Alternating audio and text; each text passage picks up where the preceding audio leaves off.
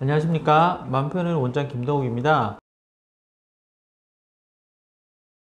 저번 주 시간에 말씀드렸던 것처럼 정신과 치료에 대한 어떤 편견, 어떤 그런 선에 대해서 말씀을 좀 드리고 싶습니다. 계획을 짜고 또 제가 준비를 하게 된 거는 외래 때 이제 오셔가지고 어떤 분이 유튜브 동영상을 보이셨는데 상당히 좀 유명하신 분이세요. 그래서 그분이 이제 정신과 치료에 대해서 평가를 하시는 내용을 좀 들려주셨는데 그 내용 중에 하나가 정신과 치료라는 것 자체가 맞고 틀리다는 걸 전제로 하기 때문에 상당히 편협한 부분들이 있고 또 자존감을 다치게 하는 부분들이 있다. 그래서 그런 것들에 대해서 좀 탈피하는 게 필요하다고 말씀하셔가지고 어떻게 보면 사실 병원이라는 것 자체가 아무래도 이제 접근하기 편한 곳이 아니기 때문에 저희 생각에는 아마 그런 면들에 대해서 좀 말씀을 해주신 것 같습니다. 그런데 그런 얘기로는 정신과적인 치료가 가지는 또 장점에 대해서 사실은 많이 상처하는 부분이기 때문에 그 부분에 대한 오해를 좀 풀어보는 게 좀 좋지 않을까 하는 생각을 하게 됩니다. 그래서 정신과 의사가 이제 다 한 명의 정신과 의사가 되기 위해서는 인턴이라는 기관도 거쳐야 되고 각 과를 돌면서 기본적인 지식을 좀 배우게 됩니다. 그러면서 이제 그 레지던트 기간 4년차 동안 이제 정신과 환자들을 보게 되면서 보는데 아마 그분이 말씀하신 것처럼 사실 정신과 치료라는 것 자체가 어떤 틀 안에서 트레이닝을 받게 됩니다. 그래서 기본적인 약물에 대한 기전도 배우고 또 약물이 가진 장점과 한계 또 증상에 대한 것들도 좀 배우고요.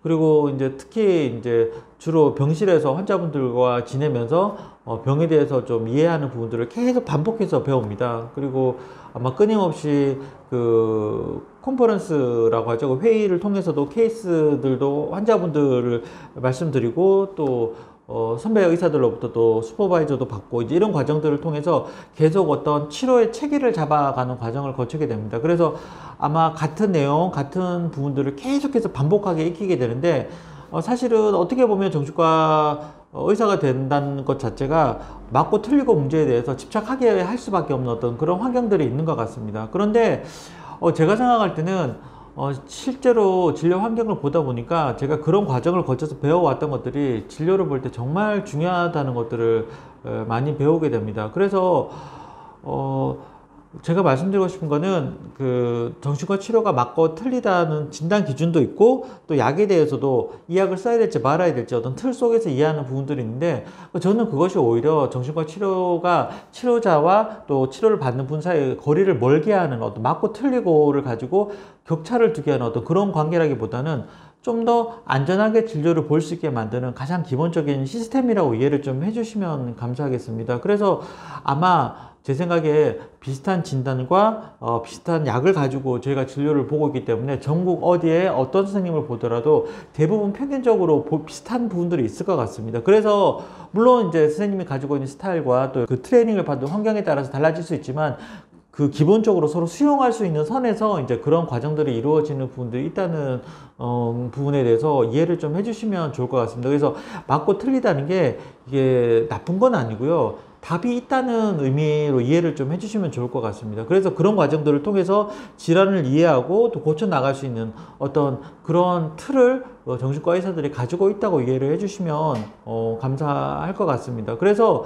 근데 문제는 그것 자체가 문제되었다기보다는 기본적인 틀을 가지고 한 사람 한 사람 진료를 할 때 좀 더 이제 개별화된 특성을 이해하고 또 그 부분들에 대해서 좀 더 적절하게 이 지식들이 잘 적용될 수 있도록 도와드리는 데 있어 가지고 어떤 개개인이 가진 인격적 성숙함이라든지 또 다양한 이해라든지 또 삶에 대한 이해라든지 이런 것들이 같이 곁들여진다 그러면 정말 더 좋겠지만 사실은 이 우리나라의 수가 자체가 그렇게 높지 않기 때문에 이런 부분들을 잘 조화시켜서 어떤 그런 수준 높은 진료를 어떤 짧은 시간 내에 이루어낸다는 게 이게 정말 어떤 단순히 의학적인 문제가 아니라 정말 예술에 가까운 어떤 그런 부분들로 나뉘게 되지 않을까 하는 생각을 하게 됩니다. 그래서 제 개인적으로는 만약에 이제 굳이 비유를 하자면 저는 사실 요즘에 이제 코로나 바이러스가 한참 심했을 때 그때 이제 재료를 사러 나가기도 조심스럽고 또 그래서 사실은 밀키트 같은 것들을 상당히 좀 많이 이용할 때가 있습니다. 그래서 보면 그 안에 찌개류나 이런 것들이 이제 그 손질되어 있어서 상당히 이제 편리하게 이용할 수 있도록 되어 있는데 또 야채나 재료들도 상당히 신선한 부분들이 있는 것 같습니다. 그래서 그런 걸 샀을 때 어느 정도 안정성이라든지 또 그 효과라든지 그런 것들을 충분히 입증할 수 있는 어떤 그런 부분들로 이루어져 있고요. 그리고 먹었을 때 상당히 맛도 괜찮은 부분들이 있습니다. 그런데 만약에 이제 비용도 그렇게 비싸진 않고요. 근데 이제 아마도 제가 볼 때는 정신과 치료라는 것들이 이 밀키트에 해당하지 않을까 하는 생각을 하게 되는 부분들이 있습니다. 그래서 어느 곳에 가셔도 어떤 분들에게 진료를 받더라도 기본적인 진단과 또 기본적인 치료가 주어질 수 있다는 것은 큰 장점이지 않을까 하는 생각을 하게 됩니다. 근데 만약에 이제 그분이 얘기한 것처럼 상담이라는 것 자체가, 그러니까 제가 볼 때는 어떻게 보면 예를 들면 셰프, 아주 고가의 비용과 가격을 지불해야 되는 어떤 셰프라고 한다면, 사실은 이제 그 상담이라는 것 자체가 이제 일정한 시간과 또 비용이나 이런 것들이 진료비에서 상당히 좀 높은 부분들이 있습니다. 그래서 아마 이제 정신과 진료를 통해서 그 밀키트에서 가질 수 있는 편리함이 아니라 나는 인류 셰프가 요리해주는 재료의 풍미를 충분히 느끼고 싶다고 하면 아마 그런 것까지 채워주기가 솔직히 힘든 부분들이 있지 않을까 하는 생각을 하게 됩니다. 하지만 현실 생활 속에서 가능하게 해주는 부분들은 정신과 치료로도 충분히 가능하지 않을까 하는 생각을 하게 됩니다. 그래서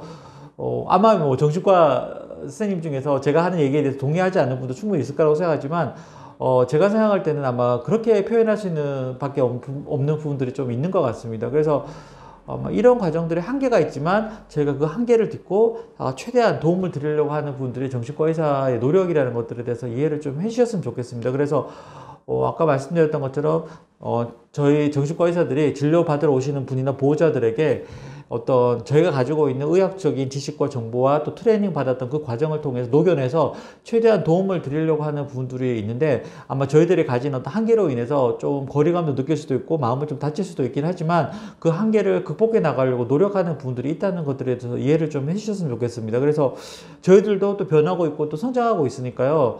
아마도 이제 어떤 선을 그어서 저희가 이제 맞다 틀리다는 틀 속에서 여러분들을 평가하지 않는다는 것들에 대해서 이해를 좀 해주셨으면 좋겠습니다. 특히 맘편한 의원에서는 여러분들이 오셔서 가급적 조금 더 편한 환경에서 진료를 볼 수 있도록 최선을 다하고 있으니까요.